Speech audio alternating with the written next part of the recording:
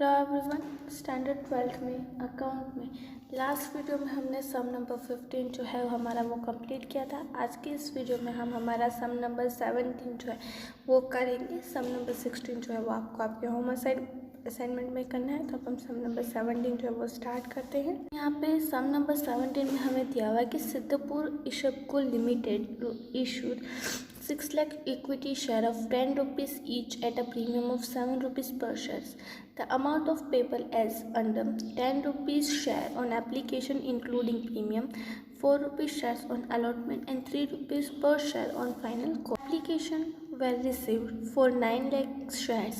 Excess application were rejected and money paid then or was refunded. Sitraj, who was allotted 6,000 shares, did not pay money on allotment and hence his share was forfeited after allotment. Jai Singh, who was allotted 4,000 shares, did not pay money due on final call and hence and the shares were forfeited after final call. Allotment and final call money was received on remaining shares. Company reissued 6,000 shares of Sitraj at 7 rupees per share to Meenar and 4,000 shares of Jai Singh at 6 rupees per share to Rudra. Pass necessary journal entries in the book of the company and record about transaction and also prepare share forfeiture account. अब यहाँ पे हमें इन सब transactions की general entry करनी है और उसके साथ साथ शेयर फॉरफीचर अकाउंट भी बनाना है। बहुत ही ज़्यादा इजी सम है। हम यहाँ पे ये सम जो है वो सॉल्व करते हैं। तो जैसा कि यहाँ पे सबसे पहले हम क्या करते हैं, हमारी जो कैलकुलेशन है वो करते हैं। तो सबसे पहले हम एप्लीकेशन के टाइम पे किस तरह से हमें मनी मिल रहा है वो देखते हैं। हमें एप्लीकेशन यहाँ पे मिली है 9 लाख शेयर्स की और यहाँ पे लिखा हुआ है कि 10 रुपीज़ जो है 10 रुपीज़ एप्लीकेशन के टाइम पे मंगा रहे और 7 रुपीज़ हमारा सिक्योरिटी प्रीमियम है। तो बाकी के 3 रुपीज़ क्या हुई, हमारी शेयर की प्राइस हुई। तो वो हम कहाँ पे लेके जाएंगे, शेयर कैपिटल, दैट मीन्स कि बैंक अकाउंट में। तो 27 लाख टू अब बाकी की जो अमाउंट है वो सिक्योरिटी प्रीमियम है, दैट मीन्स 7 रुपीज़ हमारे लिए सिक्योरिटी प्रीमियम हुआ। तो 63 लाख, दैट मीन्स कि हमारे यहाँ पे बैंक अकाउंट में कितने डिपॉजिट हुए हैं, 90 लाख। बट यहाँ पे कंपनी के जो शेयर्स है वो कितने हैं, 6 लाख रुपीज़। दैट मीन्स बाकी के 3 लाख रुपीज़ क्या होंगे, हम यहाँ पे रिफंड करेंगे। दैट मीन्स 3 लाख इंटू 10 वो प्रीमियम के साथ हम रिफ़ंड करेंगे। दैट मीन्स 30 लाख रुपीज़ अगर हम रिफ़ंड करते हैं तो बाकी के 60 लाख जो है वो कंपनी की कैपिटल हुई। तो इस तरह से यहाँ पे हमने एप्लीकेशन के टाइम की देखी। अब हम अलॉटमेंट के टाइम पे देखते हैं कि अलॉटमेंट के टाइम पे यहाँ पे हमें कितने मिल रहे हैं। कि यहाँ पे अलॉटमेंट के टाइम पे हमने मंगवाए हैं 6 लाख इंटू 4 रुपीज़। 24 लाख जो है वो हमें अलॉटमेंट के टाइम पे मिलने चाहिए थे। बट जो सिद्धराज है उसने 6,000 शेयर्स पे उसने अमाउंट पेमेंट नहीं किया। दैट मीन्स कि कॉल्स इन एराज कितना होगा, 6,000 इंटू 4, 24,000 जो है वो यहाँ पे हमें नहीं मिलेंगे। दैट मीन्स कि हमें यहाँ पे कितने मिलेंगे, 23,76,000। अब यहाँ पे क्या लिखा है कि जो सिद्धराज ने पेमेंट नहीं किया तो उसको हम आफ्टर अलॉटमेंट हम इमीडिएटली उसे क्या करें, हम शेयर फॉरफीचर करें।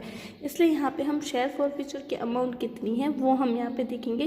तो सिद्धराज की कैपिटल कितनी होनी चाहिए थी, 6,000 इंटू, अब यहाँ पे हमें शेयर कैपिटल जो है वो कितनी है कि जितनी हमने मंगवाई है उतनी, 3 रुपीज़ हमारी एप्लीकेशन के और 4 रुपीज़ जो है वो हमारे अलॉटमेंट के।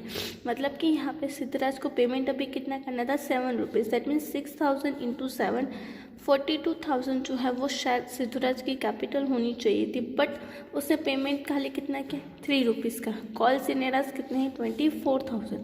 That means 24,000 calls in eras हुए। तो बाकी की जो अमाउंट है कि जो हमारे यहाँ पे अमाउंट आएगी, जो हमारे यहाँ पे अमाउंट है 18,000, उसे हम यहाँ पे क्या करेंगे, फॉरफिट कर देंगे। क्योंकि यहाँ पे हमें लिखा हुआ है कि हम अलॉटमेंट के बाद इमीडिएटली वो शेयर्स को हम फॉरफिट कर रहे हैं। तो यहाँ पे 18,000 अमाउंट जो है वो हम हमारे पास रख देंगे। उसके बाद हम फाइनल कॉल मंगवाएंगे। तो फाइनल कॉल की अमाउंट जो है वो है कि अब शेयर फॉरफिट कर दिए, 6 लाख शेयर्स में से 6,000 शेयर्स कंपनी ने फॉरफिट कर दिए। तो बाकी के कितने बचे, 5,94,000 शेयर्स। 5,94,000 शेयर्स पे हम मंगवा कितने रहे हैं, अलॉटमेंट मनी के 3 rupees. That means sorry final call की मनी के 3 रुपीज़, तो बच्चे कितने 17,82,000 हमें मिलने चाहिए थे। बट यहाँ पे आपको फिर से लिखा हुआ है कि आप देखिए कि जय सिंह जो है उसने भी यहाँ पे हमें पेमेंट नहीं किया है। कितना कैपिटल उसने पेमेंट नहीं किया है, 4,000 शेयर्स पे 3 रुपीज़ के अकॉर्डिंग हमें नहीं मिले। दैट मीन्स 12,000 रुपीज़ जो है वो जयराज हमें नहीं, जय सिंह जो है वो हमें नहीं दे रहा। दैट मीन्स कि हमें यहाँ पे कितने मिल रहे हैं, 17 लाख रुपीज़ ही खाली मिल रहे हैं। तो इस तरह से यहाँ पे 17 लाख ही मिल रहे। तो यहाँ पे भी फिर से कंपनी ने किया है कि जो जयराज जो पेमेंट नहीं कर रहा है उसके भी शेयर्स हम यहाँ पे क्या करना है, फॉरफिट करना है। तो यहाँ पे सबसे पहले जय सिंह के हम कैपिटल फाइंड करेंगे। तो जय सिंह की पूरी कैपिटल दैट मीन्स 4,000 इंटू 10, क्योंकि उसने अलॉटमेंट की मनी भी पेमेंट कर ली है, एप्लीकेशन की मनी भी है, खाली वो फर्स्ट कॉल की जो फाइनल कॉल के अमाउंट नहीं पेमेंट करा है। दैट मीन्स 40,000 उसकी कैपिटल होनी चाहिए थी, पर उसने पेमेंट कितना नहीं किया है, 12,000। तो बाकी के 28,000 जो है वो शेयर के कंपनी क्या करेगी, उसके पास फॉरफिट कर लेगी। तो इस तरह से यहाँ पे हमने फर्स्ट कॉल एप्लीकेशन अलॉटमेंट और फाइनल कॉल की मनी और उनके रिलेटेड शेयर फॉरफिचर क्या मनी जो है कितनी हम जब्त करें वो हमने फाइंड की। सबसे पहले हम इनकी जनरल एंट्री करते हैं, उसके बाद बाकी के शेयर्स जब री इशू करेंगे किस तरह से करेंगे उसकी एंट्री करेंगे। तो यहाँ पे फर्स्ट एंट्री तो आपको पता ही है कि इक्विटी शेयर होल्डर्स की है कि जो हमारी एप्लीकेशन है ये वो bank account debit ₹90 lakh to equity share application account ₹90 lakh, ये हुई एप्लीकेशन की। अब हम एडिशनल एप्लीकेशन जो वो हम रिफंड भी करने वाले हैं। तो यहाँ पे हमने लिखा equity share application account debit ₹90 lakh to equity share capital account. Capital हमारी कितनी है, खाली 3 रुपीज़ है। दैट मीन्स 18,000 हमारी इक्विटी शेयर कैपिटल हुई टू सिक्योरिटी प्रीमियम अकाउंट। 42,000 हमारा 42 लाख हमारा सिक्योरिटी प्रीमियम हुआ एंड टू बाकी की हम रिफंड करेंगे। तो टू बैंक अकाउंट ₹30 लाख, ये हुई हमारी एंट्रीज। अब हम अलॉटमेंट की एंट्री करेंगे। तो सबसे पहले हम अलॉटमेंट मनी मंगवा रहे हैं। That means equity share allotment account debit ₹24 lakh to equity share capital account ₹24 lakh. पर हमें यहाँ पे खाली जो 24,000 जो अमाउंट है वो हमें नहीं मिल रही है। तो यहाँ पे हम इस तरह से लिखेंगे bank account debit 23,76,000 calls in eras account 24,000 to equity share allotment account ₹24 lakh. इस तरह से किया। अब हमें यहाँ पे दिया कि कंपनी इमीडिएटली इन शेयर को फॉरफिट कर रही है। तो यहाँ पे हमने इसी शेयर्स के रिलेटेड लिखा इक्विटी शेयर कैपिटल अकाउंट, जो शेयर मनी पेमेंट नहीं किया उसकी 6,000 into 7 account debit 42,000 to share यहाँ पे फॉरफिट करें। तो इक्विटी शेयर फॉरफिचर अकाउंट कितना पेमेंट नहीं किया है, 18,000 उसने पेमेंट किया है तो वो हम फॉरफिट करें और बाकी के अलॉटमेंट की मनी हम नहीं मिली। तो यहाँ पे हम लिखेंगे इक्विटी शेयर अलॉटमेंट अकाउंट। यहाँ पे हमें लिखा हुआ था कि हमें जो सिद्धराज उसके जो शेयर्स है वो हमें अलॉटमेंट के बाद इमीडिएटली हमने फॉरफिट कर लिए, इसलिए अब हम फर्स्ट कॉल जो है वो फाइनल कॉल जो है वो मंगवा रहे हैं। तो equity share final call account debit ₹17,82,000 to equity share capital account 17,82,000। But हमें यहाँ पे मिल रहे हैं 12,000 नहीं मिल रहे हैं जय सिंह के, तो वो हम इस तरह से लिखेंगे bank account debit 17,70,000 calls in Era's account, debit 12,000 to equity share final call account, credit 17,82,000। इस तरह से यहाँ पे एंट्री की। अब हमें जो जय सिंह के जो शेयर्स है उसको भी हमने फॉरफिच कर लिया, तो उसकी एंट्री हम करेंगे। तो यहाँ पे हमारी जनरल एंट्री इस तरह से होगी कि equity share capital account, debit ₹40,000 to equity share forfeiture account, credit rupees यहाँ पे आएंगे 28,000 जो उसने पेमेंट किया है वो, to equity share final call account, credit rupees 12,000।